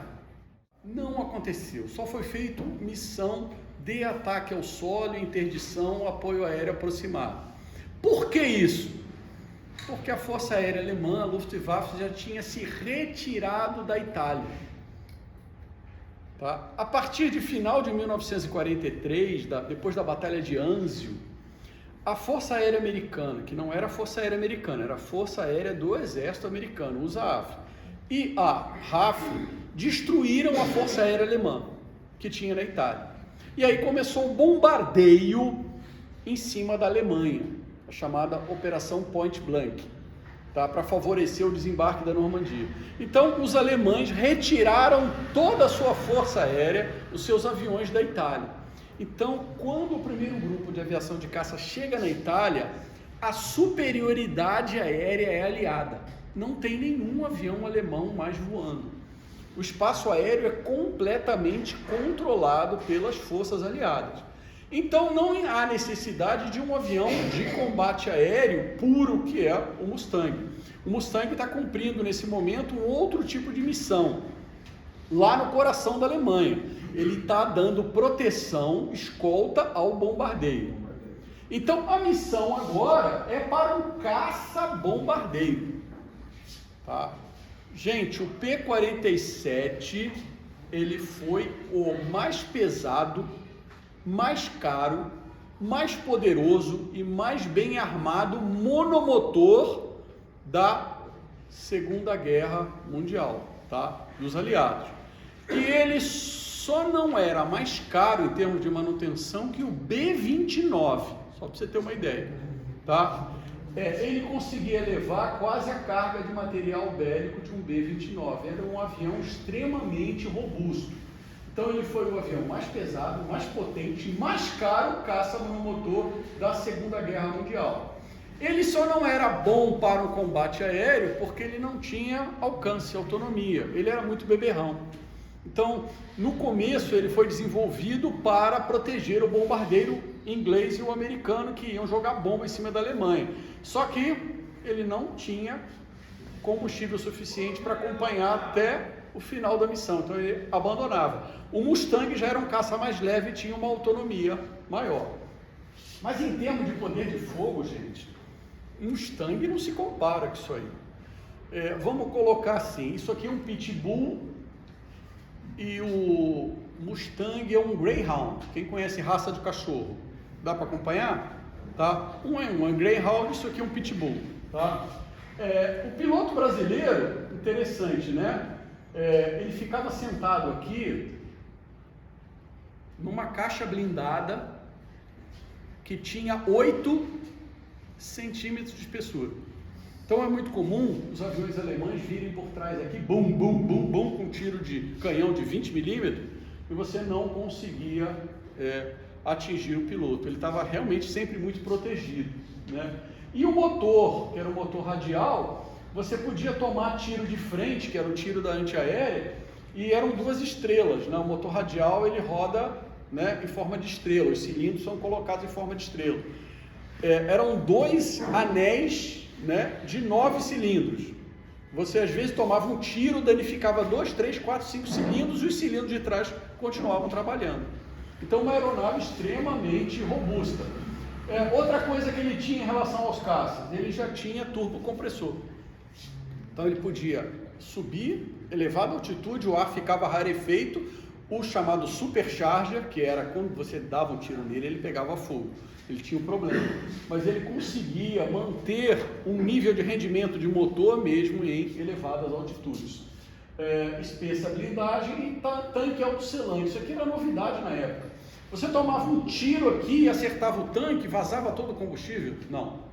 Vazava, já tinha uma aleta, já fechava o compartimento. Você perdia apenas alguns poucos litros de combustível. Tá? Então era esse poderoso, era o P-47. E a arma de defesa dele era por 50? Então, ele poderia. A arma interna dele eram 8 metralhadoras .50. 8 metralhadoras, 4 em cada asa. E ainda poderia levar foguetes e bombas. Então, geralmente a .50 ela era utilizada na chamada missão de retorno. Então, você ia para uma missão com bombas na barriga, as bombas externas, para você destruir determinada quartel, determinada ponte ou determinada concentração de tropas alemãs. Na volta, você voltava com a chamada missão de estreifar. Aí você usava as .50 nos chamados alvos de oportunidade. Era tudo que você via pela frente, você metia fogo. E eram 8 metralhadoras, que o pessoal fala, é um arraso, né? Para quem não sabe, .50 é o último calibre daquilo que você considera uma metralhadora. A partir daí o calibre é canhão, tá? Você já começa a chamar de calibre de canhão. Bom, as missões então eram de bombardeio picado, ataque a alvos de oportunidade. E qual era o principal inimigo? Não tinha nenhum avião alemão no ar. A grande ameaça era a antiaérea. E o detalhe, a antiaérea não era operada pelo exército alemão. A antiaérea era operada pela Luftwaffe. A Luftwaffe tinha uma concepção de defesa aérea e domínio do espaço aéreo. Então, missão antiaérea, de canhão antiaéreo, era missão da Luftwaffe. E os melhores canhões eram os alemães. Tá aí. Onde é que estava a Luftwaffe? Né? A segunda frota aérea, chamada a segunda Luftflotte. Então, quando os aliados desembarcaram, invadiram a Sicília aqui, né? Então você tinha ainda a Força Aérea Italiana e a Luftwaffe. O comandante das forças aéreas do eixo era Sangue Azul. Olha o nome do cara. Ele era primo do Barão Vermelho, tá? Só que ele foi derrotado. Porque chegou a aviação do exército americana e a RAF, né? A Luftwaffe teve que fugir para o coração da Alemanha e a Força Aérea Italiana foi praticamente destruída. Tá? Então, quando a gente chega aqui nessa situação, o Brasil, as forças, a FEB e a FAB chegam, a gente está na chamada linha gótica. Tá? Detalhe, o comandante das forças do eixo era o Marechal Albert Kesselring. Tá? Ele não era um general do exército, ele era um general da Força Aérea, ele era aviador. Tá? O Hitler botou ele aqui porque ele era um cara com uma mentalidade defensiva muito grande. A gente pode falar assim, dos generais de Hitler, todos eram muito bons, o Rommel era muito bom, eu gosto mais do Guderian, mas todos tinham uma mentalidade ofensiva, esse cara tinha uma mentalidade defensiva. Ele transformou a Itália no terreno mais difícil para você avançar. Ele utilizou todo o terreno, toda a geografia, impôs linhas fortificadas e ele retardou ao máximo o avanço aliado aqui. Coisa que nenhum general alemão teve sucesso aqui no leste europeu. Tá? Aí já ocorre o avanço e aqui sim ocorre a chegada da Força Aérea Brasileira. Tá? Bom, nós tivemos durante a guerra 16 aeronaves abatidas. Tá? Abatidos e mortos, Cordeiro, Medeiros, Aurélio e Dornelles, e nós tivemos 11 abatidos e sobreviventes. Ou seja, o cara teve o avião atingido, o avião parou e ele saltou de paraquedas. Tá? Alguns saltaram em território controlado pelo inimigo e foram presos. Tá? Um deles eu acho que foi o Goulart. O O Lara foi o Assis. O Assis foi para o campo de prisioneiro alemão. Tá? Foi para o campo de prisioneiro. E o Danilo caiu de paraquedas em território hostil, escondeu o paraquedas, pediu uma roupa para o italiano e voltou a pé. E ele cruzava com um soldado alemão. A instrução qual era? Né? O Danilo era irmão do Nero Moura. Tá? Danilo era R2, tá? Também R2. O Danilo voltou a pé.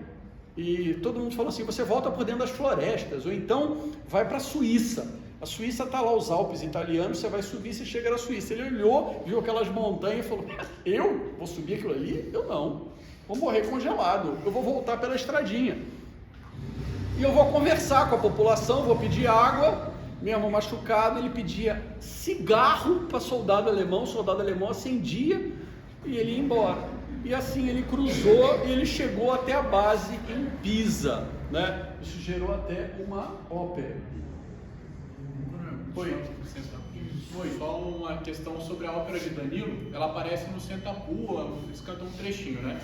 E até hoje tem grupo de aviação de caça que monta homenagem a isso, mas aí diferente, né? Tem a parte que o Danilo fugiu a pé, então tem que fazer uma corrida. Aí quando chega até um ponto tem o pessoal com a bicicleta, que é quando ele pega uma bicicleta, vai e faz uma parte da prova de bicicleta. Então até hoje a FAP cultua essa memória da ópera de Danilo através de uma prova com atividade física, mas em alusão a isso. Bom, vamos lá. Aí agora vem uma pergunta dolorosa aqui, né? Isso ofende os brilhos institucionais da história oficial da FAB. Coronel, qual foi o melhor piloto da FAB? Foi o Torres. Tá? Foi o Torres. Por quê? Porque ele foi o melhor piloto de patrulha. Ele afundou o 199. Tá? Então nenhum piloto da Força Aérea fez uma missão sozinha de afundar o submarino em cheio, como ele fez em 31 de julho. E depois ele foi para o primeiro grupo de aviação de caça e ele terminou a guerra com 100 missões de combate. Tá? Pô, por que não falam do Torres? Porque o Torres era R2, ele era QELCOM. Ele não era formado na escola de aeronáutica. Tá? Dos 49 pilotos do grupo de aviação de caça, 13 eram convocados, não eram formados na academia. E aí você pergunta, porra, ele não deve ter sido muito bom. Não foram, eles foram os melhores. Tá? Então quando está no hino nacional, verás que o filho teu não foge à luta, tá? É porque sai da sociedade brasileira indivíduos que vão mostrar o seu valor, mesmo que não sejam militares profissionais formados em academia. Tá? Vou fazer mais uma intervenção. Só para fazer uma diferença, aproveitar a nossa amostra de uniforme aqui. Então, o piloto de carreira, ele usava aqui o gládio alado preto e o temporário, né, o oficial convocado, que a gente chama na FAB, era branco. Chamado asa branca. O asa branca. Então era uma forma de diferenciar. Em foto dá para perceber isso. Quando olharem em foto, busquem esse olhar atento aí. Se tiver branco, é porque ele era temporário e não de academia. Esse aqui então ele é o uniforme de um oficial formado na academia, na escola. A asa dele é preta. Tá? O convocado, o QELCOM, ele usava a asa branca. Tá? O Torres usava a asa branca. Então quando termina a guerra, o Torres vai para a aviação civil. Ele vai ser comandante de piloto de empresa aérea. Tá? Então todos os dois emblemas, tá? Toda a origem dos dois emblemas, da aviação de caça e da FEB, tem uma inspiração em alguma piada, alguma brincadeira, algo jocoso. Né? Todo mundo sabe. Por que é a cobra fumando? Né? Porque na época a imprensa fazia chacota, é mais fácil a FEB embarcar. É mais fácil uma cobra fumar do que a FEB embarcar. Tá? E aí ele criou. O símbolo do primeiro grupo de aviação de caça foi baseado justamente numa inadaptabilidade ao cardápio servido pelos americanos. Porque a avestruz não pertence à fauna brasileira. A avestruz não voa. Né? Pô, você podia ter colocado ali uma arpia, uma ave brasileira, mas não, escolheram um avestruz. Então foi mais baseado numa brincadeira que o pessoal fazia na época. Tá? Porque nós temos que comer qualquer coisa dessa comida dos americanos para não passar fome. E o avestruz, ele come qualquer coisa que brilha, né? Para não morrer de fome. Então ele come pedra, come qualquer coisa. Então falou, nós somos avestruzes. É por isso aí. E há o modelo do avestruz, né? Tem um militar que modelou pro avestruz. Eles escolheram um cara com nariz bem grande, que era o Lima Mendes, que foi o melhor piloto de academia. Ele era de ativo, do quadro da ativa, aí foi o Lima Mendes. Coronel, qual foi o melhor piloto? Foi o Torres. Não vai discutir, mas ele não era formado em academia. Tá? Qual foi o segundo melhor piloto? Foi o Lima Mendes. Tá? O Lima Mendes é cultuado, tá? Porque também morreu em acidente aéreo algum tempo depois em Santa Cruz. Basicamente, Ele morre num treino em 65. Ele morre num treino em 65. Um treino, um cadete, um instrumento, aliás, bate na aeronave dele. Morre. Mas tem uma cadeira do Lima Mendes até hoje.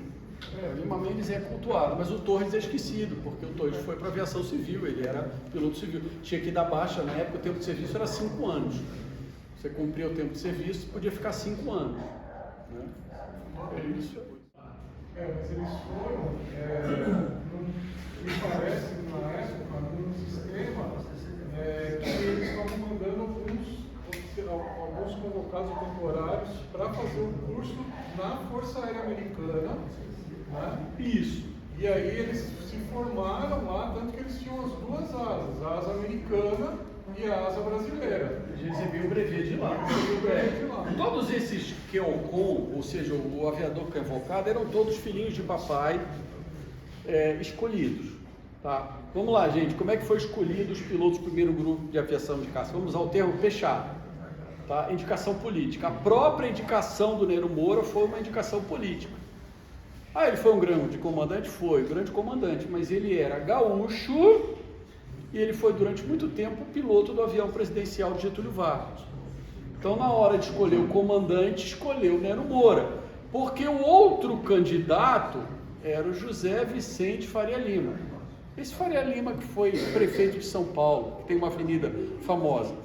Só que o Faria Lima não era mais antigo que o Nero Moura. Então, na hora que ele falou, eu quero ser o comandante, eu quero ir para a guerra. Aí o Nero Moura chegou para o presidente, quem quer isso? Aí veio aquela conversa de que o Zé Vicente era formado em engenharia, mandar um engenheiro, ele tem um patrimônio intelectual que não pode perder, eu sou só piloto. Mas a coisa acabou sendo ali, foi resolvido com base na interferência política. Né? Também é uma coisa institucional que é complicado você falar isso dentro da Força Aérea. Mas é isso aí. Depois o Max vai apagar o vídeo aí. Eu vou, depois eu censuro aqui. O Nero Moura era um encarne com Getúlio Vargas. Tá?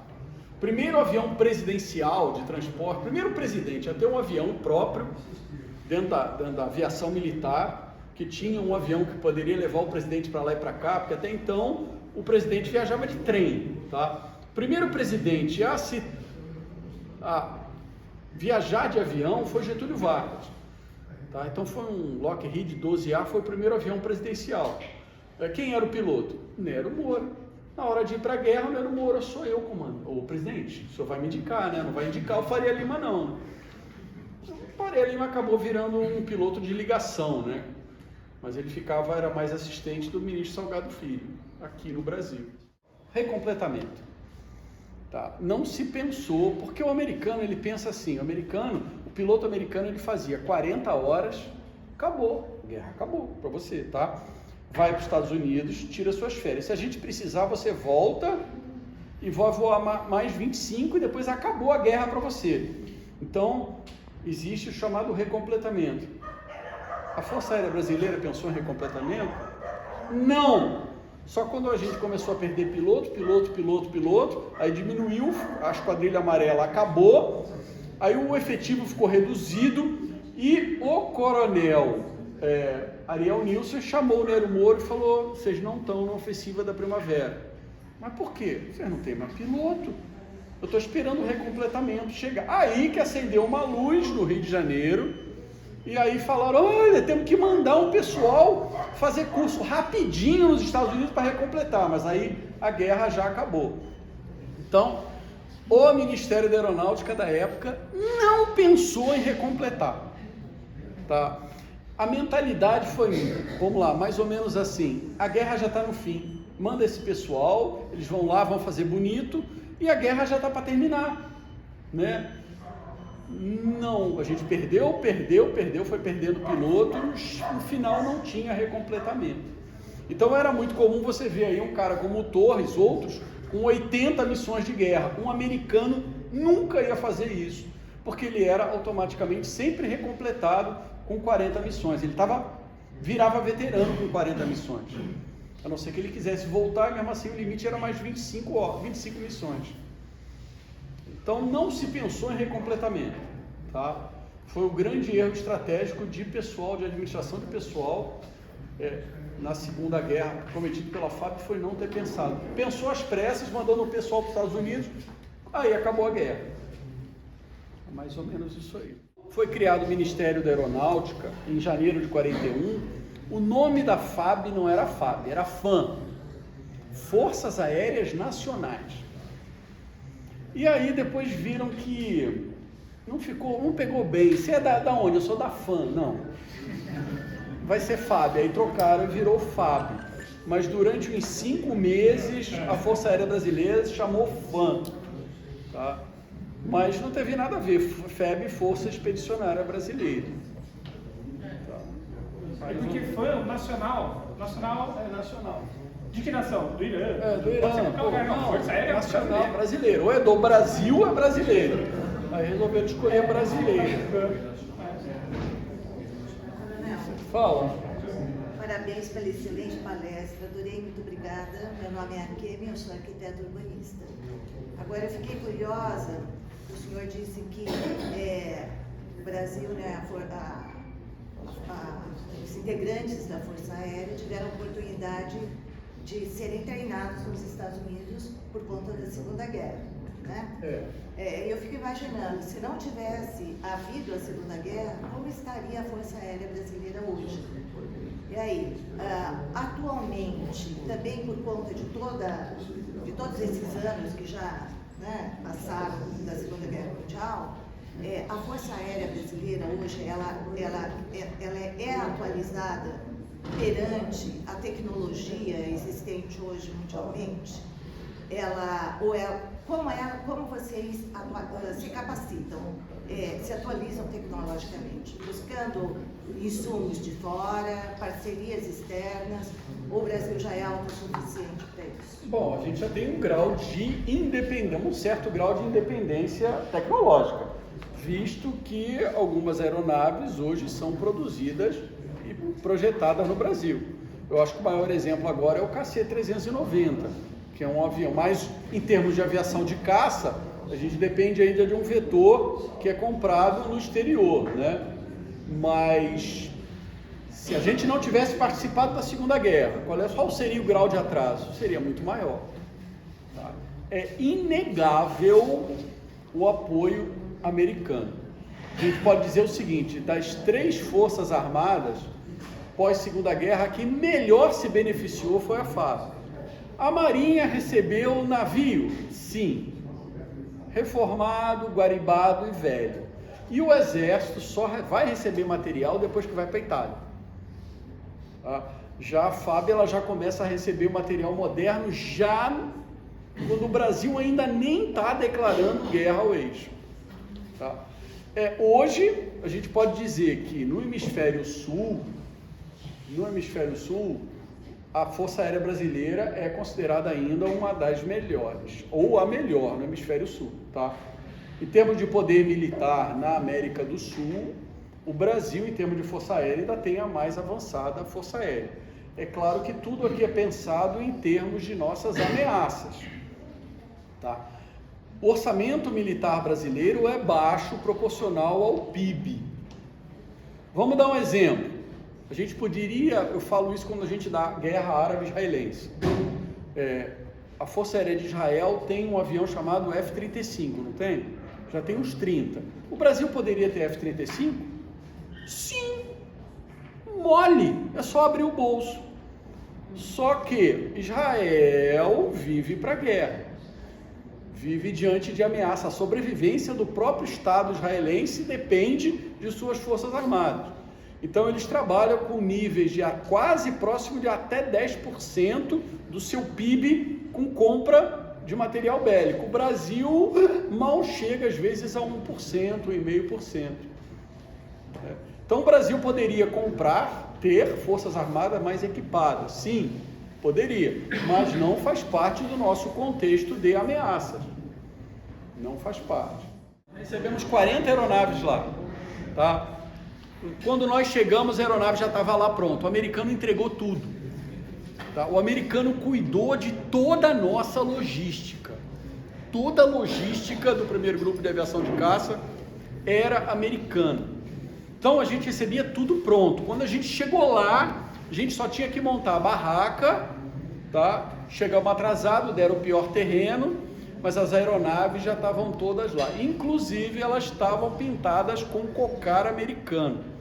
E aí o cocar da Força Aérea falou, não vamos voar com isso aí, vamos pintar. Aí pintou e aí fez aquele cocar transitório, que era o símbolo que os primeiros aviões voaram, né? Mas o material foi entregue todo para o americano cuidava de tudo, né? A logística era toda ela americana. E vieram de lá voando, né, para cá? Assim, a volta sim.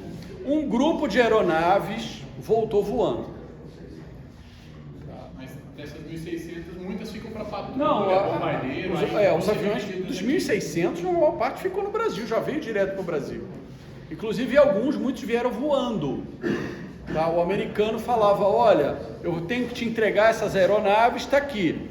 Eu não posso botar no navio porque o submarino alemão vai afundar. Como é que faz? Falou, não, nós vamos trazer voando.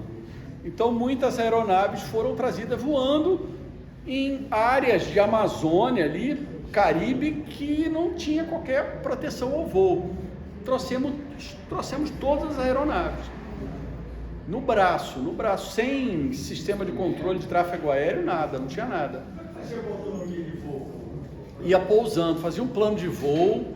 Você pousava em pistas, tinha lá um camarada com um galão, com um barril, enchia o teu tanque, tá? Eu já entrevistei um coronel que fez o translado de aeronave. Ele ia para os Estados Unidos na época da guerra, ele não participou da guerra, ele não foi para a Itália, mas ele fez o translado de aeronave. Ia de avião para os Estados Unidos, no avião americano, chegava lá, ficava 2 meses nos Estados Unidos, ganhando diária em dólar. Depois voltava com o avião trazendo no braço. E nós não perdemos nenhuma aeronave. Por quê? Os americanos tentaram entregar assim. E eles perderam uma esquadrilha inteira na Amazônia. Os aviões ficaram perdidos. Então a experiência do piloto brasileiro em voar sem infraestrutura era muito melhor, por causa do correio aéreo. O nível de voo nesse caso não era IFR? Não, era voo visual. Só voo visual. No mapa aqui dá para perceber um pouco dessa... Tá aqui, ó, a imagem ali, ó. A gente vinha pingando, né, pelo litoral, ó. Belém, aí fazia uma escala na Venezuela, uma na Guiana e vinha pingando, até trazer o avião para o Brasil. Pela experiência do CAN e o correio aéreo, na época o correio aéreo militar ainda. O correio aéreo. Então desde a década de 30 eles voavam basicamente visual. E são esses pilotos que vão buscar lá as aeronaves. Inclusive tem uma história interessante que o Superrico usou em Florianópolis por causa de uma pane de motor. Quando naquele ali de Campeche tinha um pequeno príncipe na avenida. Ele era do Aeropostal. Aeropostal, isso mesmo. Conhece essa história? Conheço essa história. Bacana. Amigo da Mônica, conhece a Mônica? Não, eu conheci o... Mônica que é a maior historiadora do Exupéry, do Santo Exupéry do Brasil, né? Eu conheci o seu Getúlio, porque o pai dele recebeu o Exupéry quando ele pousou. Campo de Campeche, né? Campeche. Isso aí. Aliás, foi o primeiro aeroporto do Florianópolis. Depois ele mudou isso pra dentro um pouco. Quando foi criada a FAB, tá? Tá no decreto o seguinte: todos os aviadores da Marinha e todos os aviadores do Exército estão compulsoriamente transferidos para a nova força, sem direito de escolha, no momento que foi criado. Para os intendentes e para o pessoal fuzileiro de infantaria, aí tinha uma cláusula que dizia o seguinte: olha, todos aqueles do Exército e da Marinha que servem em unidades da aviação naval, da aviação militar, dos quadros de intendência ou infantaria, podem optaram em ir para a nova força. Tá? Todos os intendentes escolheram sim. E os infantes? Não quero ir.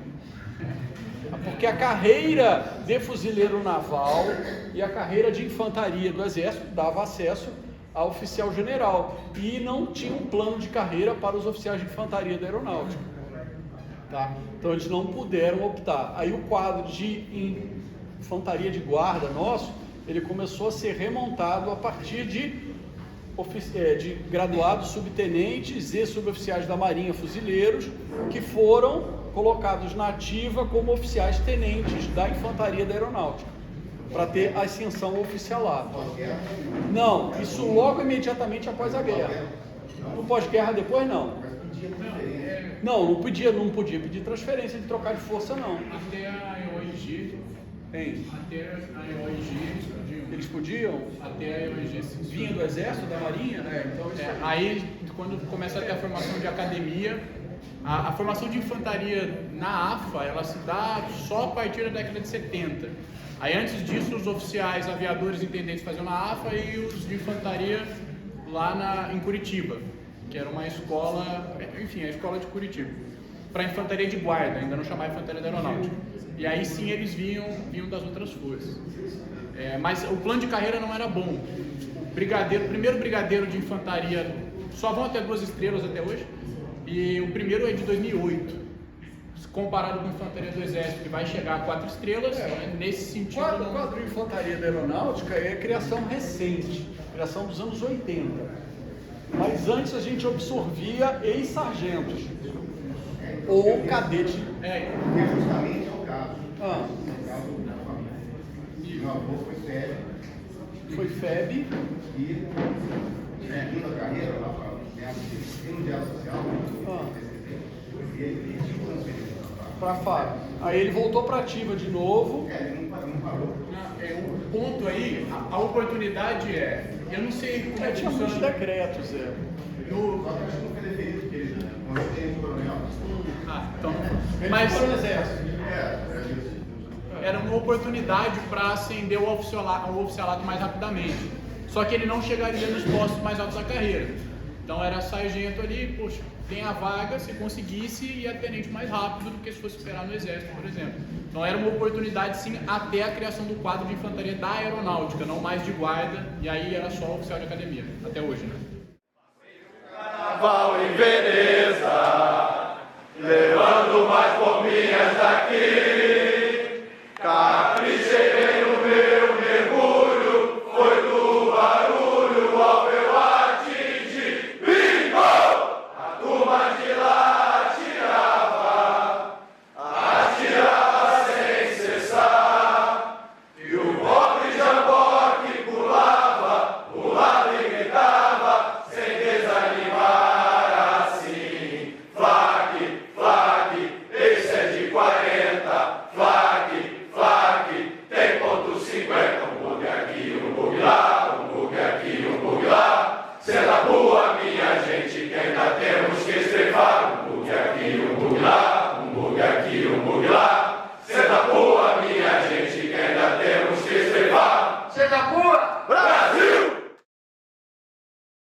Nossa vitória final, que a minha do meu fuzil, arrastando meu olhar, guardado meu cantil, as asas do meu